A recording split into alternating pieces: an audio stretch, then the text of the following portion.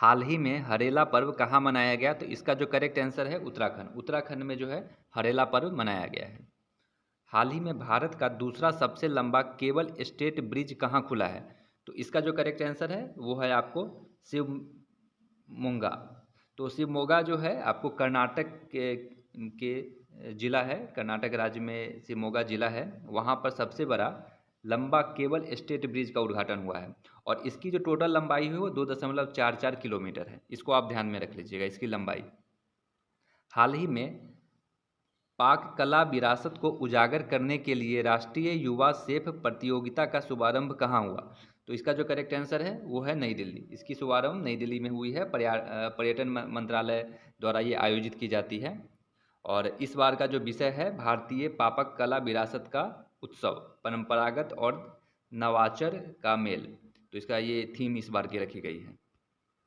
हाल में ही किस देश ने मधुमक्खियों के लिए अब तक का सबसे हल्का मस्तिष्क नियंत्रण उपकरण बनाया है? तो इसका जो करेक्ट आंसर है वो है चीन। आप इसको ध्यान में रख लीजिएगा, चीन है।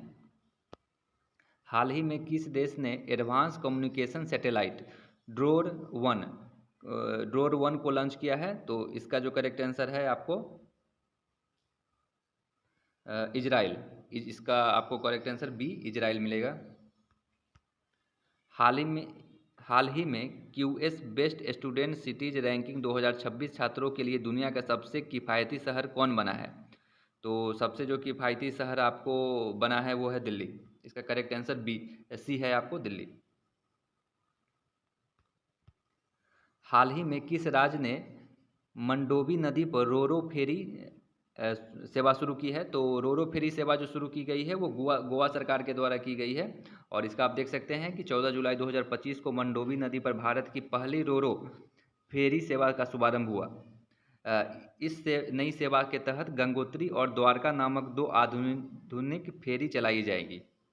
तो आप इसको ध्यान में रख लीजिएगा। ये शहर जो है वो गोवा शहर है। यहाँ पर गोवा की जो है इससे कि परिवहन और पर्यटन को भी मजबूत इस राज्य ने भूमि पंजीकरण के लिए माई डीड NGDRS पायलट प्रोजेक्ट शुरू किया है?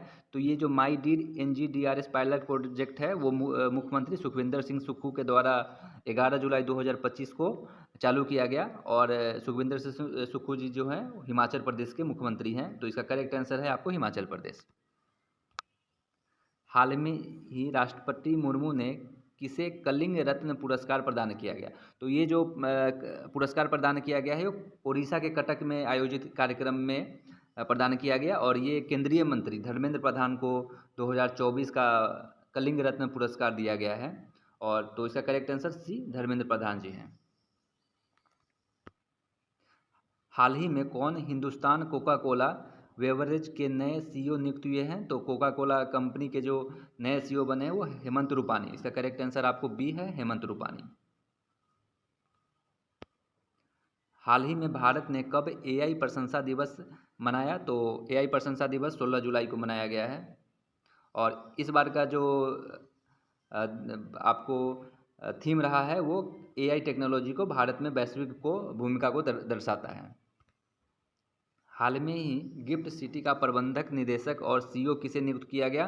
तो IAS रैंक के अधिकारी हैं आपको संजय कौल जी। तो उनको गिफ्ट सिटी के CEO के रूप में नियुक्त किया गया है। इसका correct answer C Sanjay Kaul है।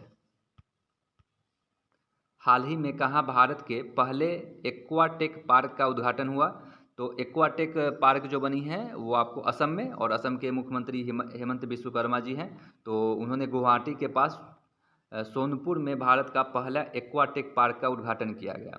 यह पार्क मत्स्य पालकों को बेनिफिट करेगा, जो तकनीकी नई टेक्नोलॉजी होती है उसमें वो हेल्प करेगा। तो इसका जो करेक्ट आंसर है वो असम।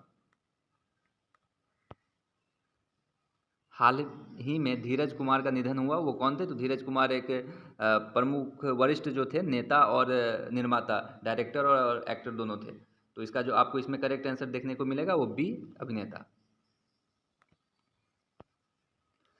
हाल ही में 75वें प्रधानमंत्री दिव्यांग केंद्र का उद्घाटन किया गया।